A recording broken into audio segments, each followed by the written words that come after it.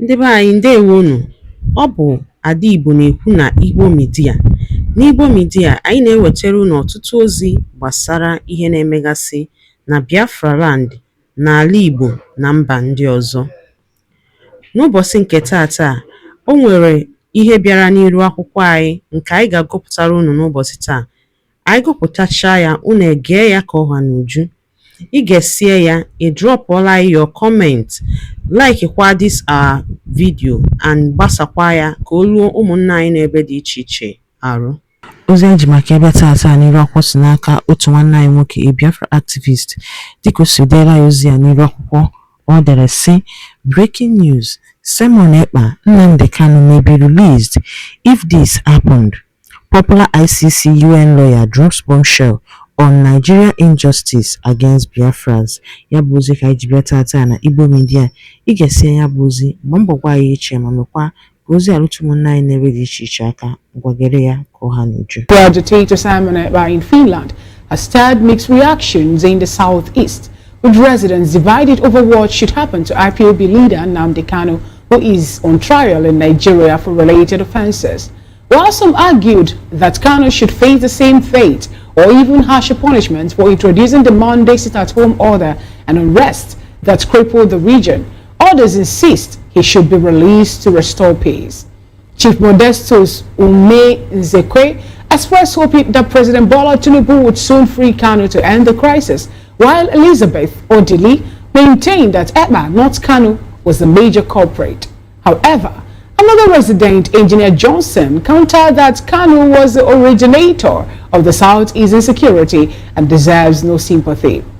We have still with us in the studio, we have Comrade Destiny and Nabolele. And from Port Harcourt, we'll be joined by Chief Dr. Emmanuel Ireyanama. Good morning, Chief Dr. Emmanuel Ireyanama. Good morning. Good to have you join today's conversation. Thank you. All right, let me start off with you, Chief Dr. Emmanuel. What do you have to say about this particular statement? More like we're having different camps now in the southeast. One person or some persons are supporting what happens to Simon Ekpa, and some are saying that Nnamdi Kanu should face stiffer punishment here in Nigeria. You know, since the whole thing, according to them, borders on the unrest happen in the southeast, and other people are defending it, saying that he should be allowed to go. What do you have to say about this, please? Earlier, I will say the law should continue to take its course. Kanu should pay for whatever he has engineered. However, we need to also, and that's one thing I always do, we need to first ask ourselves, who is Kanu, or what does the Kanu's agitation stand for? What gave rise to the Kanu's agitation? Yes, Kanu's agitation has caused more harm than even the reason for the agitation. I agree. Rise to it. Bad governance. Nigeria has refused to see herself as one from the leadership point first and foremost. Nigeria has marginalized herself. Nigeria has not been fair to any part of itself. And Nigeria here, we're talking about leadership of Nigeria over the years. It's a simple truth. Chief Dr. Emmanuel, if you say that, you're saying that Kanu should be, calling that he should face the wrath of the law, over his action. Can you help us walk around? Yes. What actions? What are the actions now that you think the young man should be penalized for? What are the things that he did wrong that you think he should be, he should be penalized for? If an Ekpa could be held for terrorism in Finland, Kanu is worse. He's the original engineer. But that's not my concern. My concern is what gave rise to Kanu. When you say Kanu is worse, please, I need us to understand worse in what aspect? Because when we're talking about agitation in Nigeria, some persons also agitated. There's a difference between agitation and militancy. There is a difference between agitation and a militancy. He was the original initiator of militancy in the Southeast agitation. He was the original initiator of that militancy. He was the one who gave rise to asking for people to kill people. was the right one who gave rise to picking up of arms.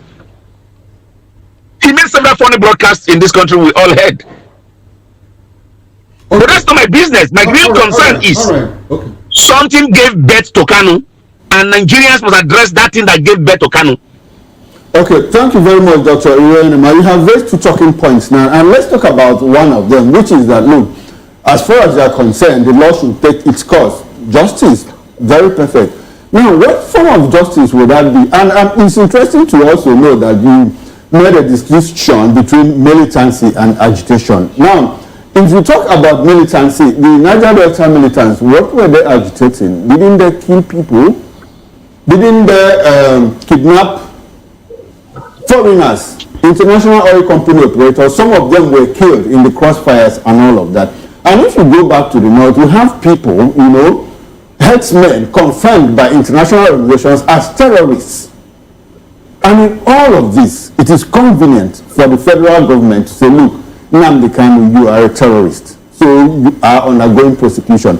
Simon Ekpa, you know, assumed terrorist, has also been sentenced somewhere in Finland. What form of justice, what's the color of justice when you have different laws for different sets of people in one country? And I would like to tie it to your earlier submission that, look, the problem isn't just about Kanu. The problem is what was Kanu asking for in terms of marginalization. When avenues for peaceful resolution of means have been closed out to people, as we see, what should be the next option available to them? Thank you for this question particularly, because I'm going to do it in two ways. First, let me say this. There is no part of this country that, as of today, is not marginalized. There are no set of people. And this marginalization is purely rooted from the leadership of the country. We have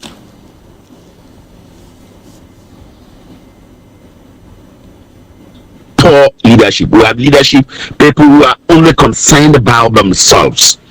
Of course, right. Nigerian leadership must be honest to us. Get Kanu out. He needs some level of commitment to say, hey, I did what I did because of this. I'm not ready to go this route again. If you could give amnesty to Nigeria Delta militants, I don't see any reason why you shouldn't give him an amnesty in the first instance. Particularly when you know that the reason for agitation is you. If you could help certain person in the southeast and you say you're rehabilitating them, I don't see why you shouldn't give him the same thing. But only and only if he realizes that, look, what I started has resulted to worse situation than I envisaged. We need peace in this country. In every part of the country, we need it. And so even in the wisdom of Yaradua then, he felt the only way to get peace then was an amnesty, which of course I didn't support in any way. Okay. But if it has given relative peace, same thing could be done to Kanu, same thing could be done to anybody anywhere else. But the fact is, there will be more of Kanus, there will be more of Niger Delta militants, there will be more of East, whatever agitation you find in the North, if this leadership continues in the way it is going. All right. Until Nigerians realize that we need each other, until Nigeria realize that we need good leadership, and we get good leadership. Thank you, Dr. Irenema. I'm happy that you brought us to this point. Now, how much responsibility should the government take, you know, for the different tracks of insecurity that is going on in the country? And if you look at it, if you unpack insecurity in this country, you discover that in the 6 geopolitical zones, there are several reasons, different reasons, you know, causing the insecurity. How much responsibility should the government take, you know, for what is going on?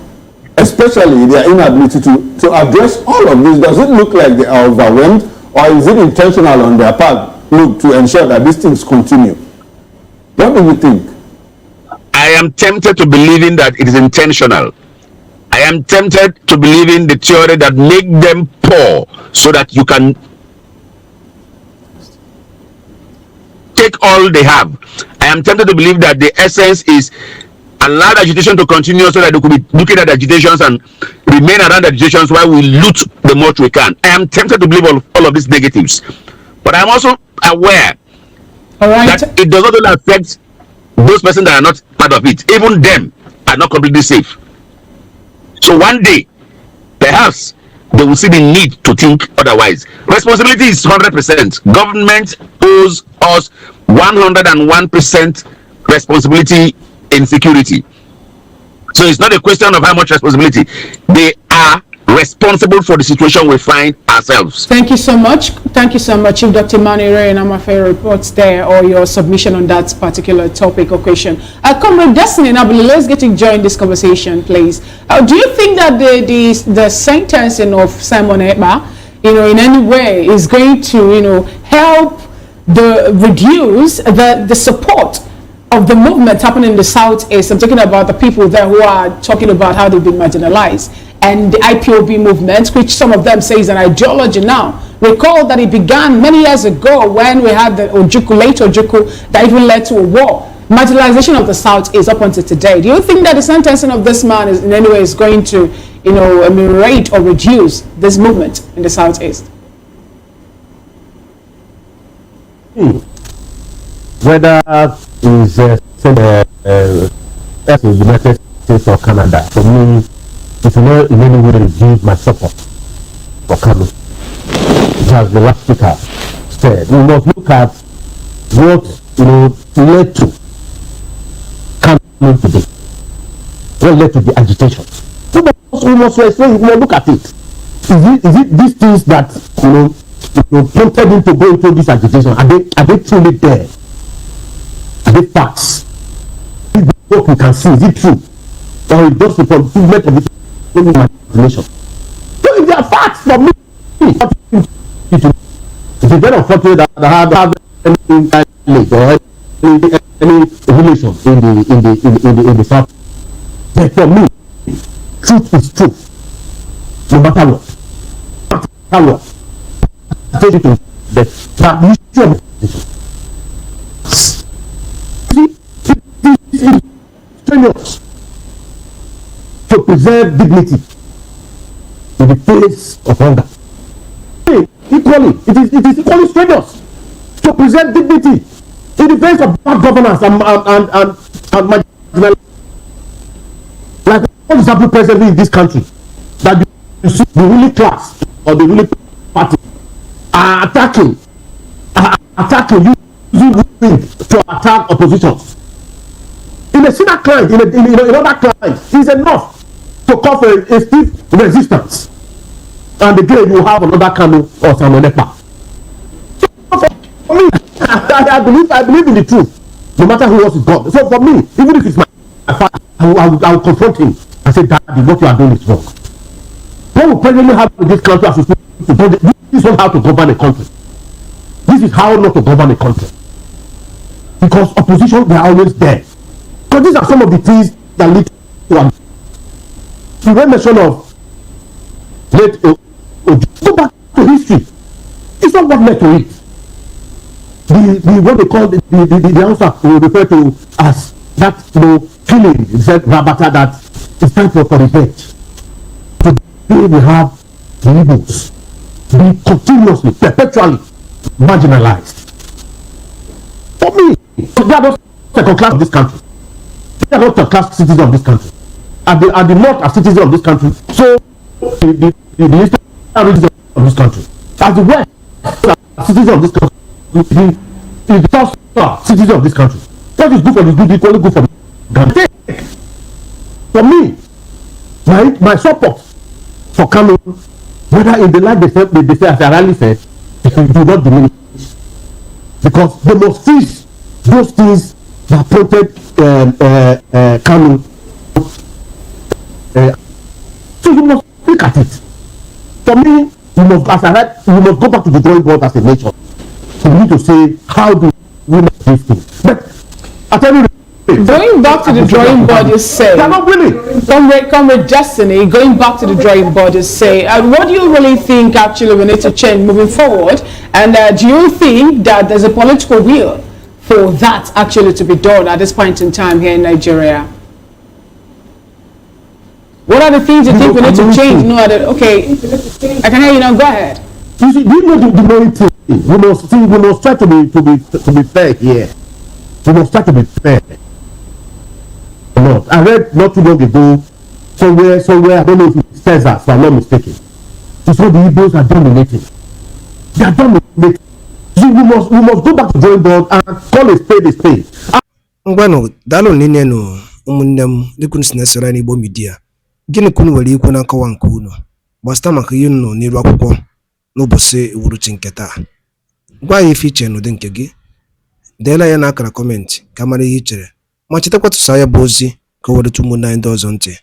Ndewo na ụmụnne m, ka emesịanụ.